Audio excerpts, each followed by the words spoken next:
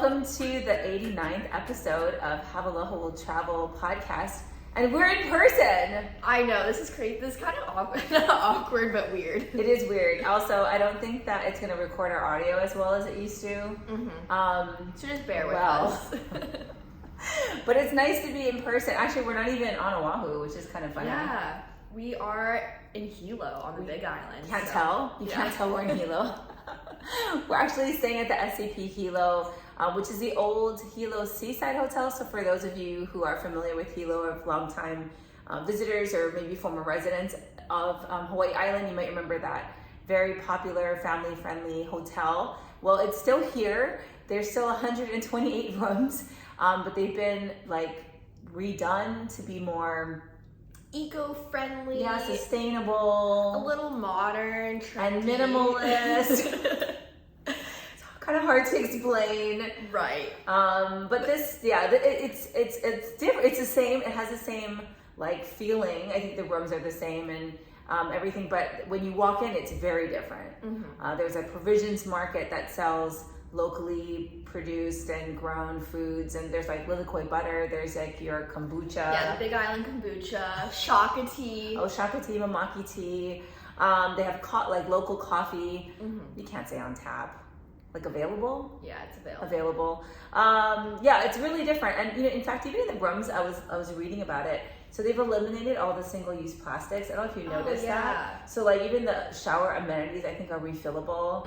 And there's no single-use plastics. If you want to get a water bottle, like your water, you can't unless you have a reusable water bottle. So I mean, they're really doing their part, and I think each stay they donate money to different organizations. So I think for each stay here at SCP Hilo, they remove like 2.2 pounds of trash on the beach, on Hawaii beaches. So that's cool. So when you're staying here, you do feel like you're giving back. You're making a sustainable choice in your stay. So it's been really, and it's a great location. It's a really awesome location. There's a cool koi pond. The ocean is pretty close by, and you're not far from Hilo Town, which is great. No, you could walk to Hilo, which we did.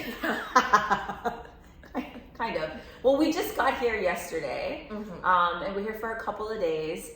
We're not just here to stay at the hotel, by the way. We did explore, but the first thing we did was visit Café 100 and try the 3 most unique loco moco, because we're in the birthplace of the loco moco. That's right. So the loco moco, which is like the quintessential comfort food dish in Hawaii, which is basically rice, like hamburger patties smothered in brown gravy, and then there's usually an egg or two that top it. So that's a loco moco. Basically, it's like hamburger steak with gravy and an egg. Yeah, it's a loco moco. And Hilo is the birthplace of it, so we decided to go to Café 100, which has been open, I don't know, for like 3,000 years.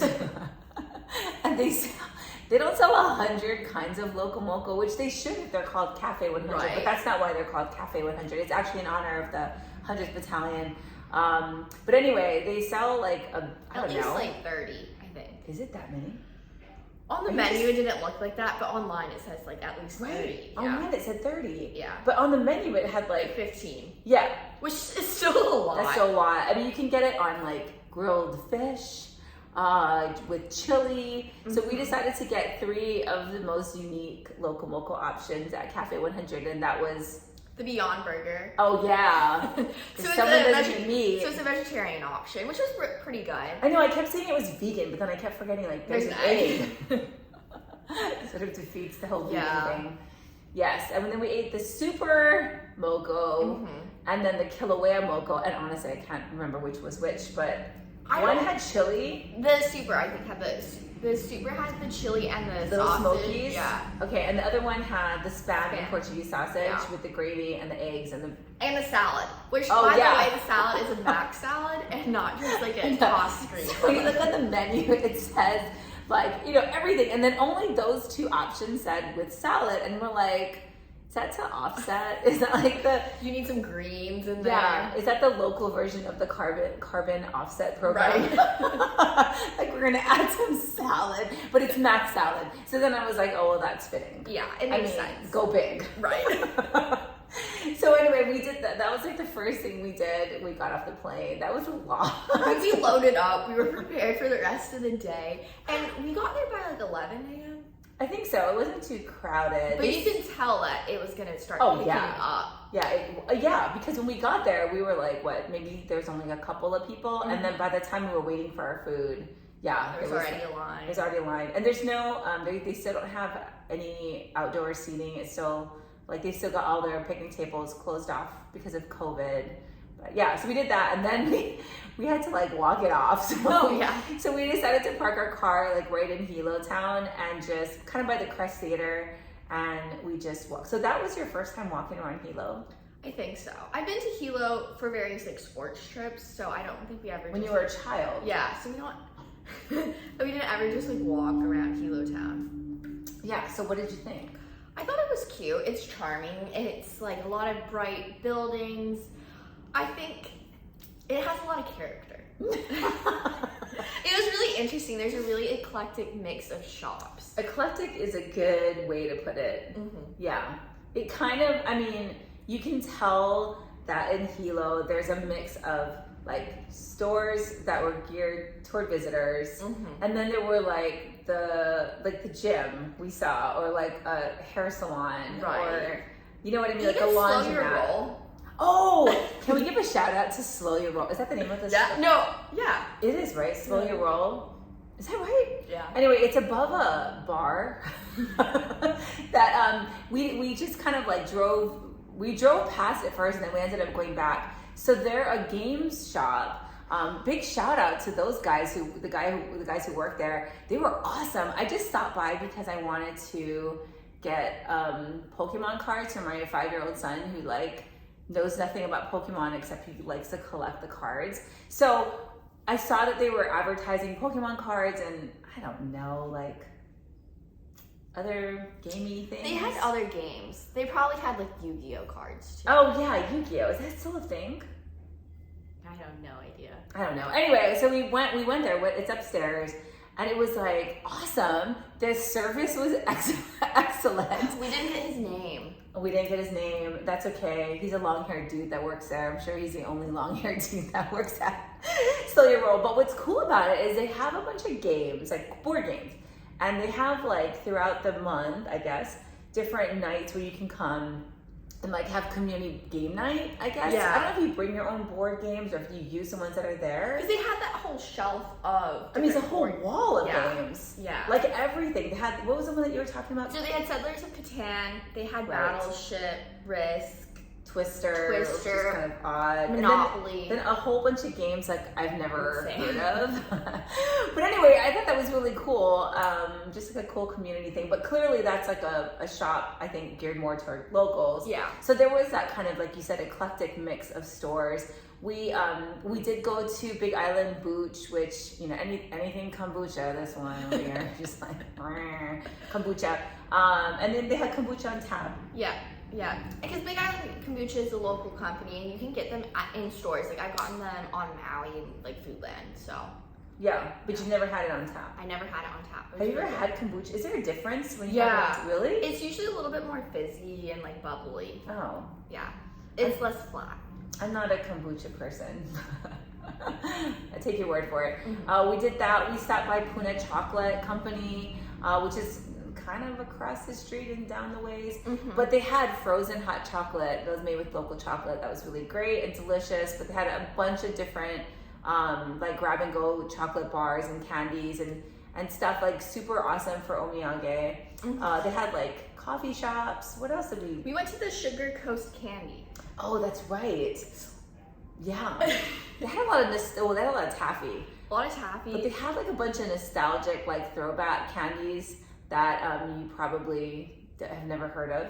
Well, I've seen a lot of them, and they also had the cigarette candies. I know. I thought those were like banned in America or something. But you could buy it there in Hilo. Of course you could buy it in Hilo. Anyway, we did that. What else did we do? Went to Sig Zane Designs.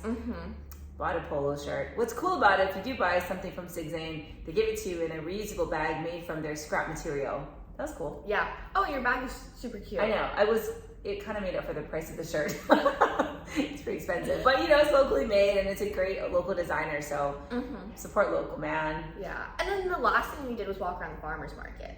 I mean, we kind of started off with that. So Hilo's farmer's market is every day, but on Wednesday and Sundays, it's the biggest. They have more vendors. So when we went, which was Monday, there weren't as many vendors, but the produce was beautiful.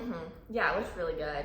Lots of, you know, fresh coconuts if you wanted that. Some lady was taking her machete and chopping up fresh coconuts, and then the fresh bananas, mango, lychee, rambutan, like everything. Yeah, I was surprised you didn't go for the mango. Yeah. I mean, the coconut. Yeah. I was really close, I thought about it. Really? Yeah, but then I didn't want to walk around and I spill things on myself, so like. As she's done today. Yeah, so. Yeah, so we did that. That was kind of fun. I mean, I think you know, we definitely have stories online. We have a walking guide to Hilo actually that we can link to in our show notes. So, you know, if you are in this area, and I think we were talking about this yesterday, like not why do people come to Hilo? That sounds horrible, but like, you know, what is the big draw to Hilo? And I think the big draw still is Hawaii Volcanoes National Park. Right. But it's not to say that there aren't other things you can do while you're in Hilo. Right. There's a lot of history. Like the tsunami. Yeah. Well, I was thinking the original Kamehameha statue. Oh, right. That's here. There is. We didn't get to see it, but I should have shown you. Out in front of the library, at Hilo Public Library, is that the big rock that like King Kamehameha like allegedly lifted. Oh, okay. No, doesn't bring back any Hawaiian history facts for you. Well, so anyway, we were talking about, you know, people come to Hilo mostly to see the volcano, but we walked around Hilo town, super fun. We drove all the way to Honomu and that area to Akaka Falls, and we did that very quick hike. It's very quick. If you want to see a really awesome waterfall and not have to go on a treacherous water slippery hike, it's perfect. It's like, have you been to Akaka Falls before? I think so. You just don't remember it. The trips to Hilo. You're so old, that's why. You know, you just. Yeah, it's like I think we got there, we went the long way also. I think we got there in 13 minutes. So it was a super easy hike. Yes, lots of stairs. Just so you know, like if you bring a stroller, you'll be able to ergo your kid. And yeah, there's a lot of stairs, but there's railings. And you can see this, you know, really beautiful 442-foot cascading waterfall. And yeah, it's great. And there's a couple waterfalls on the side. That you'll see along the path too. Yeah, so that was fun. We did that, and then we also went to the Hawaii Tropical Bioreserve Garden, which is about, how far was that from Hilo? Oh, it was like 15 minutes, I think. Yeah, like a 15-minute drive from Hilo. It's a 20-acre private garden that runs along Onomea Bay, and it's, I don't know, it was like very well maintained. It was beautiful. Very beautiful. Very tranquil. Probably the prettiest hibiscus flower ever. Oh, the purple one? Yeah. Yeah. That was nice. I mean, it's a lot of, there's some native plants, a lot of tropical plants there. So if you're into plants, botany, botanical gardens, or you're just looking for like a place to just walk around. And I mean, I think can you eat there? There were picnic tables. Were there? Yeah. There were benches. Right. I don't know. Anyway, I don't want to say you should go and have a picnic there if you can't. Check their website and find it there. But I mean, I think it was about a mile, I think, to walk all the way through along the paved paths through the different gardens. You could see orchids and anthuriums and different kinds of trees. And then you do walk along the coast, so you can see the coastline, which is not a place where you can swim. It's not like any beaches or anything, but you can see the coastline, some of the offshore islands. So I think as far as like just getting this experience of that rugged area, it's a great way to do it, and it's beautiful. You have to pay a fee. I think it's $25 for visitors, $20 if you're a Kama'aina. But I mean, it does go back. You clearly see where the money is going to. Yeah. You know what I mean? To like maintaining, protecting, preserving this beautiful area. So yeah, I mean, if you have, you know, you got some time and you want to go for like a leisurely walk through a beautiful place, I think we'd recommend that. Yeah. And there's public restrooms. There's public restrooms. So that's helpful too. But yeah, and there's like a gift shop and snacks and everything that you kind of need. We are big fans of the public restrooms. So we did that. And then along the way, I mean, there's like little stores and shops and bakeries and coffee shops. I mean, there's different things that you you can stop at along the way as you're heading to, you know, Akaka Falls, or you're heading to the gardens.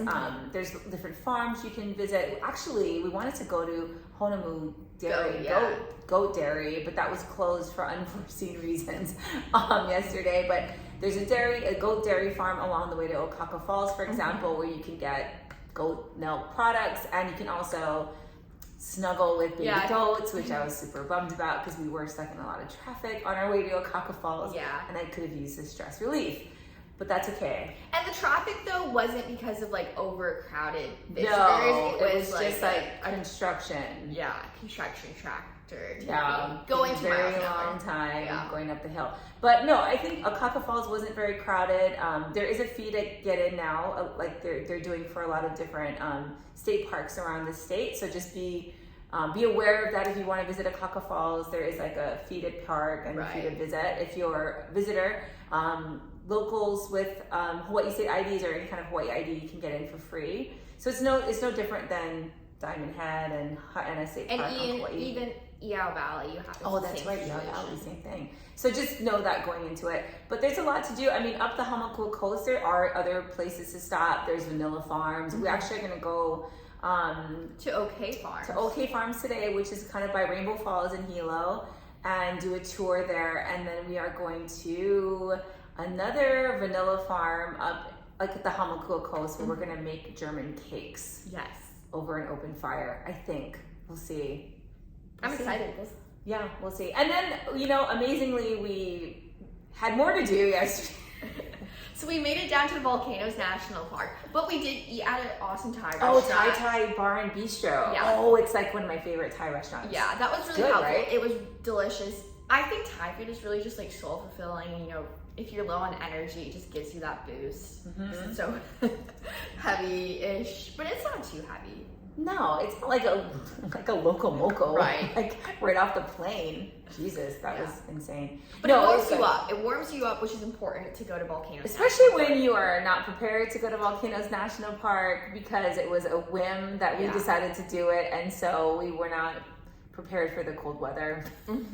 So yeah, I think what's the checklist for Volcanoes National Park? Pants, closed-toed shoes, walking shoes. Yes, definitely closed-toed shoes. It depends on what you're going to do. So we decided to see the eruption from Devastation Trail. We parked there, and there's like a closed road that takes you to, I think it's the best overlook of the current eruption at Hale Ma'uma'u. So it is a paved road. It's not really, I mean, you could probably walk it in slippers or like Tevas or something, but there is a section toward the end that you are walking on essentially crushed lava. I mean, it's not going to destroy your shoes, but I mean, if you are going to hike through Volcanoes National Park, you definitely should wear closed-toed shoes. I would recommend rain gear just in case, because you sort of never know at that elevation. What is like 4,000? Yeah, 4,000. And yesterday, I mean, it was sunny. It was sunny in Hilo, but like up at Volcano, it was rainy and windy, and it was cold. It wasn't that cold, but cold just being up at an elevation, you're naturally gonna get some chill. Right, and if you're trying to see the eruption like we were at night, it does get colder as the sun goes down. Yeah. So you might want to layer up. I mean, I would recommend that. And then, you know, have flashlights. That too. We didn't have those either. Yeah, at least have charged phones. Or find other people who are hiking that are better prepared than you and hike with them.